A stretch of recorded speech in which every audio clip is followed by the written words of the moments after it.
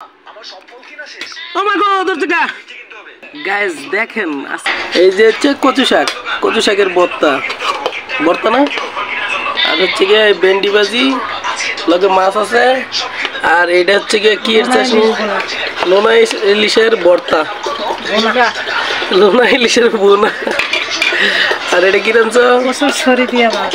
কচুর ছড়ি দিয়া মাছ দিয়া গাইস সবার দাওয়াত রইলো ও লগে দেশি লেবু আছে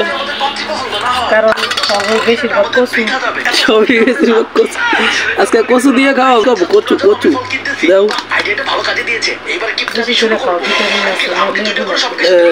এই দেখেন আজকে গ্যাস শুকনো মরিচ দিয়া সুন্দর করে কচু শাক রাঁধছে আজকে খাইয়া দেখাবো কেমন লাগে